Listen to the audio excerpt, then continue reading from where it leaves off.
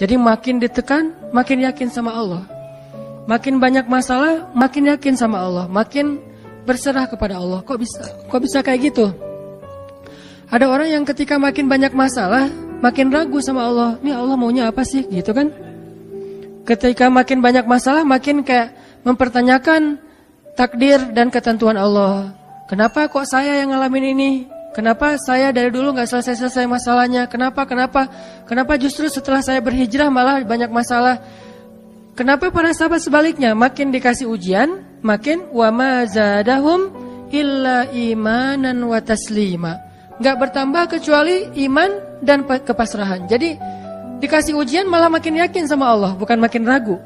Misalnya dia ganti nih modal transaksi dagangnya, bisnisnya. Yang tadi mungkin syubhat atau haram, sekarang dia pakai model transaksi bisnis yang halal aja deh, yang aman-aman aja. Gara-gara transaksi yang halal malah banyak masalah. Masih mending kalau masalahnya cuman berkurang income-nya. Ini malah ditipu orang lah, rugi segala macam. Mulai mempertanyakan, nih bener nggak ya saya ngambil jalan yang syariat segala macam, kok malah makin susah nih kelihatannya. Kenapa kita ketika diuji malah jadi ragu sama Allah? Kenapa saya katanya kalau misalnya saya jujur, saya akan dapat kebaikan. Ini gara-gara jujur malah gak lulus. Ya mungkin gak belajar tapi jujur. Yang satu lagi yang gak jujur malah nilainya bagus mungkin. Misalnya gak belajar tapi dia dusta.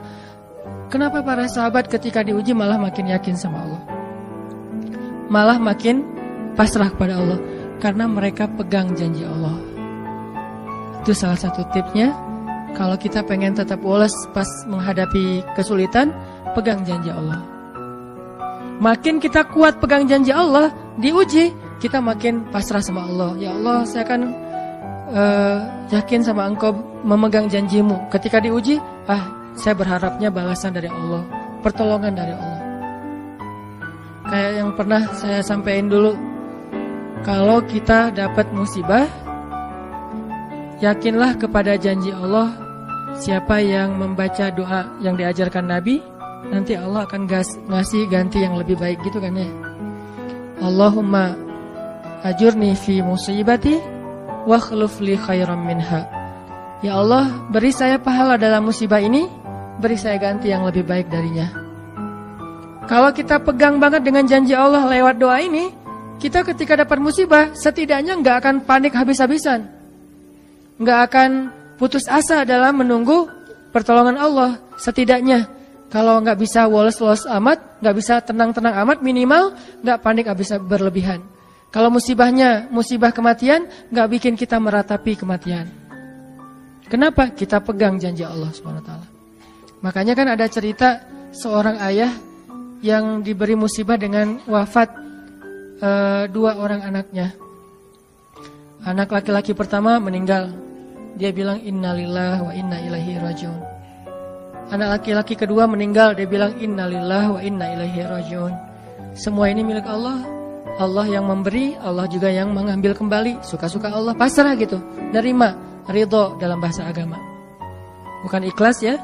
Kalau ikhlas itu dalam bab ibadah. Kalau dalam bab takdir namanya ridho. Raditu billahi robba. Saya ridho deh dengan ketentuan Allah, itu namanya ridho. Bukan yang ikhlas ya. Ikhlas apaan? Orang nggak lagi ibadah kan? Lagi ada musibah. Jadi bukan yang ikhlas ya, bukan. Tapi yang ridho ya.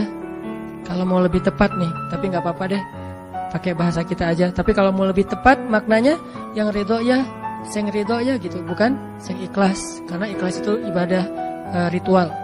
Nah, dia ridho tuh. Innalillahi wa inna ilaihi rajiun. Innalillahi wa inna ilaihi rajiun. Yang ketiga meninggal juga. Dan dia mulai agak ragu nih. Kok gini-gini amat ya. Suatu malam dia bermimpi 2 anaknya itu dalam mimpi itu ayah ini mau jatuh ke sebuah jurang yang di bawahnya api, kayak api neraka gitu. Ditarik sama 2 anaknya, cuman gak kuat.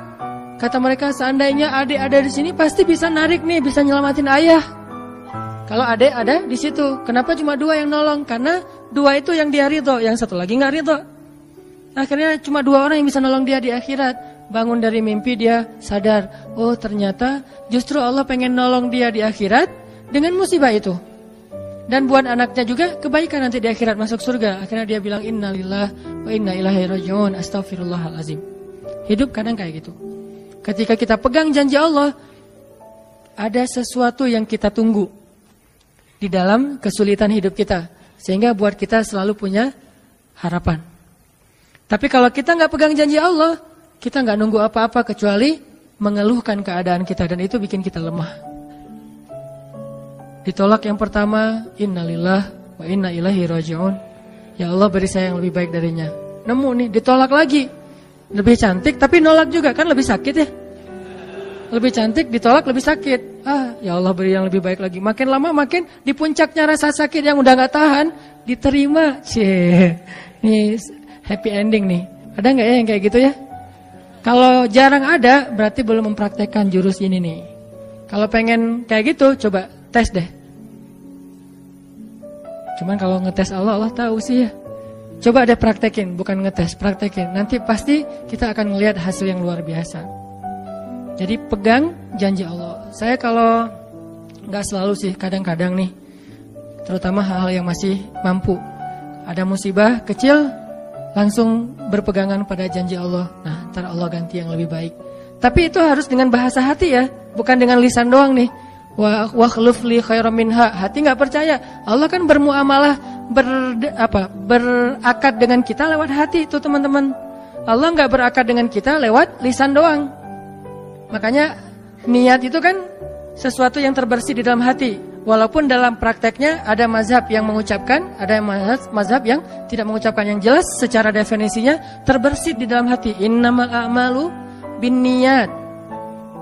Terus Nabi menunjukkan dalam riwayat yang lain, Nabi menunjukkan ke dadanya atau hatinya. Artinya Allah berakad dengan kita itu dengan hati. Jadi kita kalau mau ditolong Allah, katakan kalimat itu dengan benar-benar yakin di hati kita. Wa khluf li khairam minha. Emang yakin saya Allah bisa ganti nih. Yakin. Gimana caranya? Itu bukan bagian kita, itu bagian Allah. Bagian kita berharap, bagian Allah memberikan cara. Jangan sampai kita mengambil bagian Allah. Pasti kita akan kebingungan. Orang kita bukan Tuhan. Mengambil bagian Allah apa? Harus jelas caranya. Kalau nggak jelas nggak percaya. Terlalu logis. Akhirnya nggak lagi ada ruang untuk kita berharap kepada sesuatu. Jangan mengambil bagian Allah. Gimana caranya? Ya terserah Allah. Yang penting saya berharap Allah ganti yang lebih baik. Ikhtiar urusan kewajiban kita kepada Allah. Bukan cara itu. Kewajiban kita kepada Allah. Ikhtiar itu dalam agama kayak ibadah, sholat, puasa, zakat. Bukan jalan untuk menemukan suatu kebaikan, karena Allah yang menentukan. Kadang-kadang kita ikhtiar ini jalannya dari yang lain. Kita ngejar, ternyata dapatnya justru yang kita sering pakai curhat. Kan beda-beda kan cara Allah ya. Kita ngejar, gak berhasil, curhat lagi ke teman kita di sebelah. Ternyata dia, bukan dia yang jadi sama dia, kita jadi sama dia gitu maksudnya. Ini artinya emang Allah yang punya cara. Asbab, subul. Walladzina jahadu fina lanahdiyannahum subulana. Orang yang bersungguh-sungguh di jalan kami yang akan tunjukkan kepada cara-cara menuju kepada kebaikan. Subul, bukan cuma satu. Kalau satu sabil, ini berarti Allah yang punya cara. Ya Allah, beri saya ganti yang lebih baik. Saya yakin banget nih. Kata teman kita, caranya gimana? Kayaknya mustahil deh. Allah punya cara. Allah bisa mendatangkan sesuatu dengan cara-cara yang kita mengerti, ilmiah, logis. Bisa yang dengan cara yang kita nggak ngerti, nggak ilmiah, nggak logis. Bisa juga dengan sebalik dari apa yang kita ngerti. Kita ngertinya gini, Allah bikin yang sebaliknya. Allah punya banyak cara. Contoh, Allah mendatangkan kita, melahirkan manusia itu dari pasangan ayah dan ibu. Ilmiah, logis, bisa dijelaskan secara keilmuan. Tapi Allah juga bisa mendatangkan seorang anak tanpa ayah seperti Isa dari rahimnya Siti Maryam yang suci. Atau bisa juga mendatangkan seekor onta bukan dari induknya tapi keluar dari batu seperti ontanya Nabi Solih. Allah bisa mendatangkan segala sesuatu dari cara-cara yang yahtasib aw la yahtasib. Yang kita mengerti atau kita tidak mengerti. Makanya Allah mengatakan wa yarzuqhu min haitsu la yahtasib. Allah kasih rezeki dari jalan haitsu la yahtasib, yang enggak pernah kalian duga. Berarti kalau masih keduga bukan itu jalannya. bisa sih kayaknya jalan ini, bukan itu. Bisa sih ini, bukan itu. Terus jalannya apa? Yakin, itulah jalannya. Allah yang akan mendatangkan dengan surprise. Kayaknya surprise itu lebih seru sih. Dan surprise Allah itu emang pasti. Kalau surprise teman kita pas kita ulang tahun, kenapa ya hari ini kok biasa-biasa aja ya, nggak ada yang ngucapin, nggak ada yang ngasih hadiah misalnya ya. Kita masih berharap, mungkin mereka pengen ngasih surprise. Nanti malam-malam tiba-tiba saya masuk ke rumah, saya buka pintu rumah saya, tiba-tiba orang udah ngumpul semua di dalam rumah, terus ngasih surprise happy birthday gitu, balon segala macam, gitu-gitu deh. Bisa. Tapi apakah itu terjadi? Belum tentu. Pas kita pulang ke rumah udah siap-siap gitu. Gua mah nggak akan kaget lah, yang gitu-gitu pasti udah disiapin. Buka pintu, ngelihat ke dalam, jalan pelan-pelan, nyalain lampu, kosong, nggak ada siapa-siapa. Manusia bisa gitu banget kan?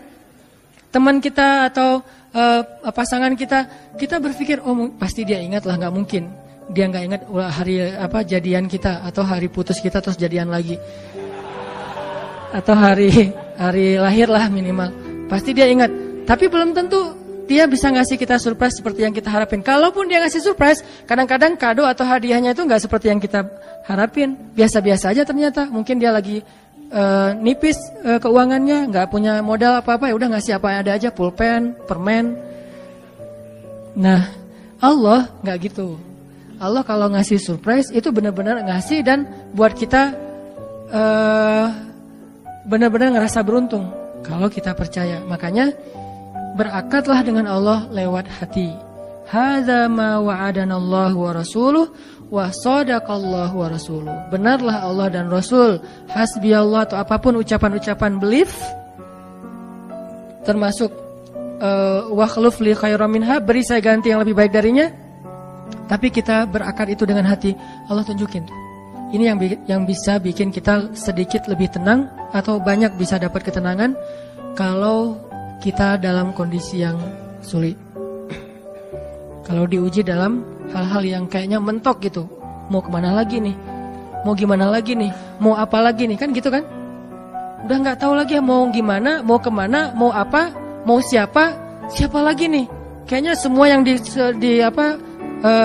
list reunian udah ditembak satu-satu, gagal semua gitu kan? Mau siapa lagi nih? Teman kuliah udah, teman SMA udah, sampai teman SD juga udah. Masa nyari teman TK gitu kan ya? Nyari semua nolak, ke siapa lagi? Allah yang punya siapanya. Kadang-kadang siapanya Allah itu kita nggak pernah ngeduga. Yang kita nggak pernah mau ke situ karena berpikir nggak mungkin deh kalau itu mah. Justru kita nggak ngedatangin dia karena kita nggak percaya mungkin. Tapi buat Allah apa sih yang nggak mungkin?